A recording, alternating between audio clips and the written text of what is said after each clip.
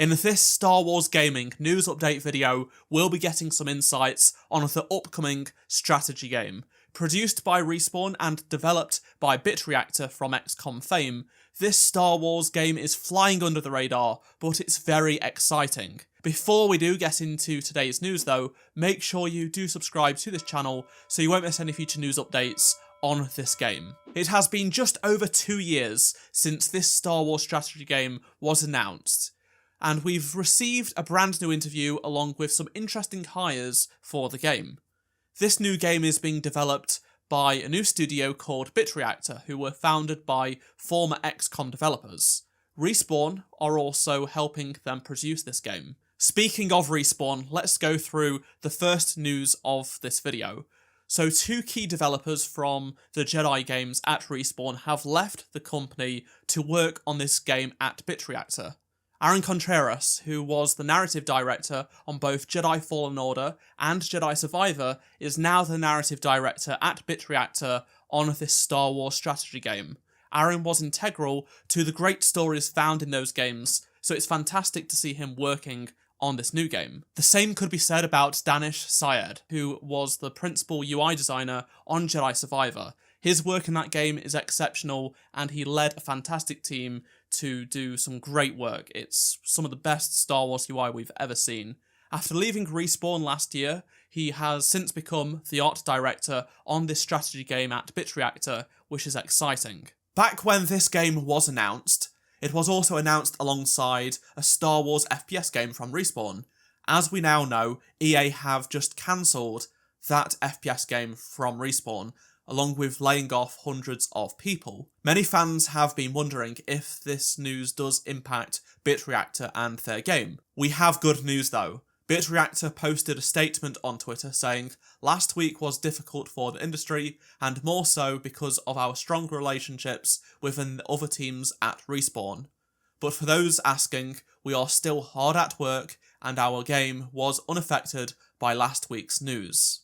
Given that Bitreactor are independent from EA, this all makes sense, but it's still good to hear from them directly. This statement has definitely calmed people. I'm glad they put this out because it would just have led to people wondering, but thankfully the game is unaffected, there were no layoffs, and they are continuing the game. This is just speculation, but maybe Respawn won't be able to assist them as much as they have been doing with the restructuring, but again, we just don't know. They also responded to a fan saying, "We will get our first look at their game when it is ready." Now let's go through an interview that was released a few weeks back with the CEO of Bitreactor, Greg Forscht.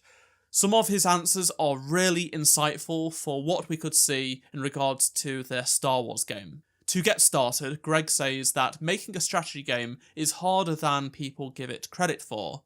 He also says that strategy games were late to the party on console, but have also suffered from lower budgets, which in turn has meant it has not pushed in a way that other genres have done. Due to this, the strategy game genre has got some catching up to do compared to the other genres, according to Greg. Despite that though, he's positive because there's a thirst for something different now, both within RPG circles and perhaps a little unexpectedly for strategy heads as well. His hope for his upcoming Star Wars game is that it will follow in great footsteps. To quote, "We want to make a game that have people say, 'Man, that's an amazing game,' and oh, it happens to be a strategy? That's the goal." Since its announcement in January 2022, Greg and the Bitreactor team have been very secretive in regards to what the game will feature. What we do know is that it will be a strategy game running on Unreal Engine 5. A lot of people think this might be Empire at War 2 or something along those lines, but based on Greg's background and some of the other people, I don't think it's going to be a strategy game like that, and more like XCOM, because that's where they are coming from. The next thing that Greg talks about, though, is something that we will likely see in the game. So he believes that strategy game tutorials have been off-putting wall of text pop-ups, and that they are often an unfortunate result of underestimating a game's cost. He notes that when you can't afford to teach through a fantastic tutorial and you've got wall of text that pushes people out, it makes people feel like it's too smart to approach. So if that's any indication to go by, this Star Wars strategy game won't have a tutorial with a ton of text and pop-ups. Greg also discussed the relationship with EA and Respawn and what it's like working with them. Bit Reactor is an independent studio, so EA don't own them. Unlike the other Star Wars games that we've had and that will be coming out, Bit Reactor aren't as beholden to a larger company like EA. However, both EA and Respawn are assisting them in this game's development. This includes folding Bit Reactor into their wider Star Wars infrastructure and production pipelines, but also supporting their vision. And this is done to really push on the genre, according to Greg. He also calls out their relationship with Respawn in particular, saying that they've been super supportive, this is how development should be. Respawn, as a games developer, have been doing some amazing work for over a decade now. Specifically when it comes to Star Wars, they've released Jedi Survivor and Fallen Order to huge success, both critically and commercially. Having partners that have had such success fills me with a lot of confidence, and I think it should make you feel the same. Going back to Greg's interview, he says that he strongly believes publishers have to start seeing the value in games like that in order for the industry to move forward. As you start to see Baldur's Gate 3 get those sort of numbers and that sort of backing and enthusiasm, you can't help but pay attention to it. I think it starts to lead credence to belief in the artistic process, support from the publisher on that process, believing in developers, and again, betting on it in a sense financially. I get the feeling that Bitreactor might be able to take more risks with this game, compared to what we've seen in the Star Wars titles of the last decade or so. In regards to his Star Wars game, Greg says that they are very focused on forward. We're not looking backwards anymore at things we've made. We are aware of them, we know some of the mistakes, so we know how to stop things ahead of time that would be dangerous, but we have very clear ideas on things that we can really change, so we're excited about that. In terms of the development team, Greg explains that everybody on the team knows what the pillars for this Star Wars game are. The same rules apply to Greg too, even if he is running the company and the game.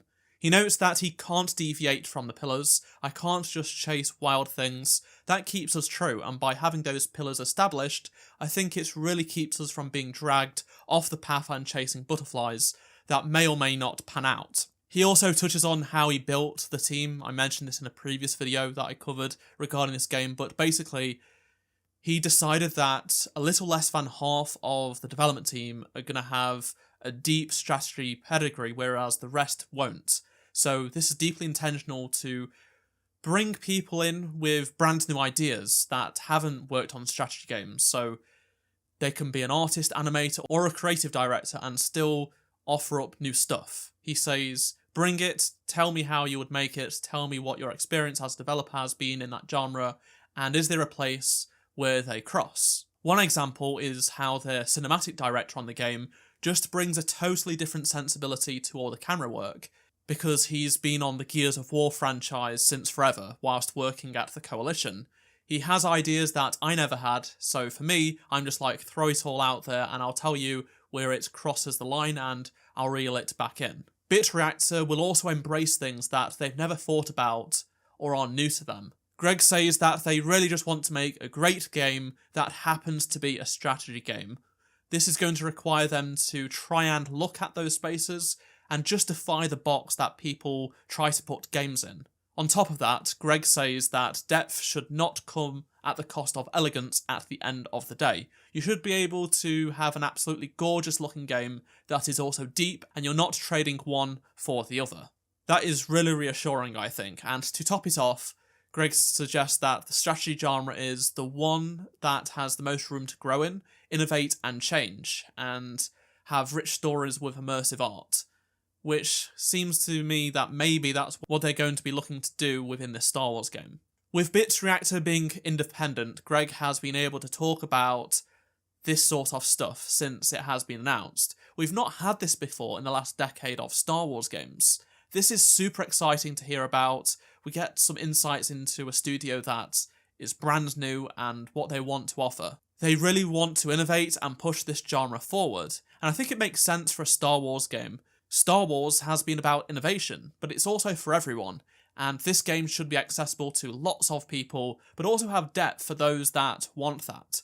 Personally, I think this is one of the Star Wars games that you should be most excited about, even though we don't really know much about it yet. They are still hiring in about 20 or so roles, and given that Aaron and Danish have senior roles but haven't been in the team long, this game is probably still some ways out. I would love to hear your thoughts on everything I've talked about in this video, so please do let me know down in the comment section below. I would highly recommend reading the full interview, which I will leave as a link down below in the description.